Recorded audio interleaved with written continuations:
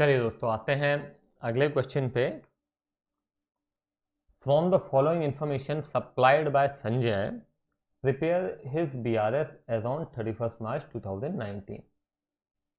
Bank और draft दिया हुआ है पासबुक का, तो मैं यहाँ पे लिख देता हूँ। ठीक है, check issued but not presented, follow किसको करना है, भूलेगा मत, कैश बुक को फॉलो करना है क्योंकि पासबुक का बैलेंस दिया है। तो check issued but not presented मतलब कैश बुक में है कम क्योंकि इशू किया है, मगर बैंक में अभी भी प्रेजेंट नहीं हुआ, तो बैंक में अभी भी ज़्यादा है। तो हमारे पास है कम, कितना 8750, तो यहाँ मैंने लिख दिया 8750। चेक डिपॉजिट हुआ है मगर कलेक्ट नहीं हुआ है, तो कैश बुक में अभी भी ज़्यादा है। कितना ज़्यादा है, 10,500।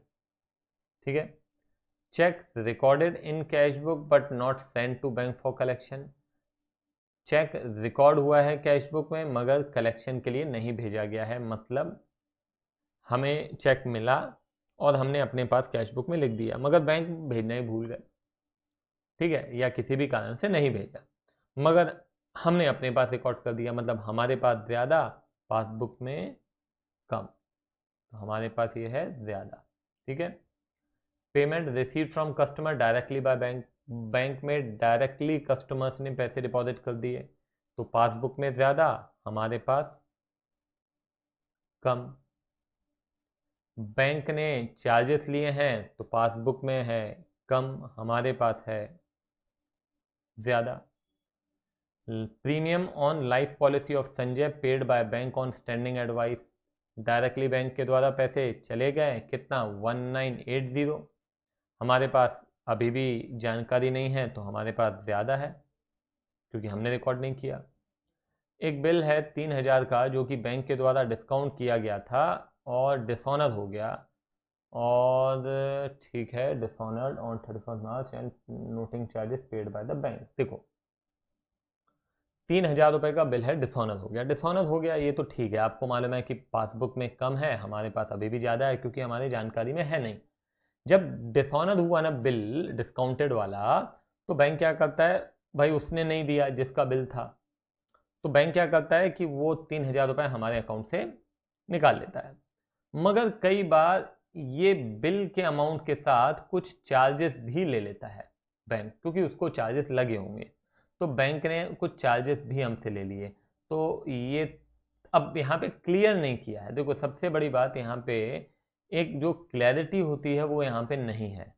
क्या क्लैरिटी नहीं है कि क्या ये 3000 हमने रिकॉर्ड किया है कि नहीं किया है, कि केवल 100 रुपीज़ की बात है, यहाँ पे क्लैरिटी नहीं है। तो मैं अभी अज्यूम कर लेता हूँ, हम मान लेते हैं कि हमने ये 3000 को रिकॉर्ड किया होगा, ठीक है, क्योंकि कुछ तो अज्यूम करना पड़ेगा। आप नीचे नोट डाल देना, क्योंकि क्वेश्चन में क्लैरिटी नहीं है कि हमने क्या रिकॉर्ड नहीं किया है, हमने क्या ये 3000 भी रिकॉर्ड नहीं किया है कि केवल 100 रुपीज़ रिकॉर्ड नहीं किया है। हालांकि यहाँ पे केवल 100 लिखा है तो मैं 100 ही मान लेता हूँ, मैं ये मान लेता हूँ कि बैंक ने 3000 जो हमारे अकाउंट से निकाला वो हमने भी रिकॉर्ड कर दिया, मगर बैंक ने जो नोटिंग चार्जेस ले लिए हैं ये डिसऑनर के, उसकी हमने कोई एंट्री नहीं की है, मतलब पासबुक में 100 रुपये हमारे कंपैरिजन में है कम, पासबुक में हमारे कंपैरिजन में है 100 रुपये कम, हमारे पास हैं 100 रुपये ज़्यादा। करके देखते हैं, पता चल जाएगा आंसर आता है या नहीं आता है। ठीक है, जैसा भी हो, जब क्वेश्चन के अंदर क्लैरिटी नहीं रहती है तो आपको हमेशा क्या करना चाहिए, नोट डाल देना चाहिए। ठीक है, वो करने से ही पता चलेगा, अभी मैं ऐसे बता भी नहीं सकता हूँ। 28750, ठीक है, और यहाँ पे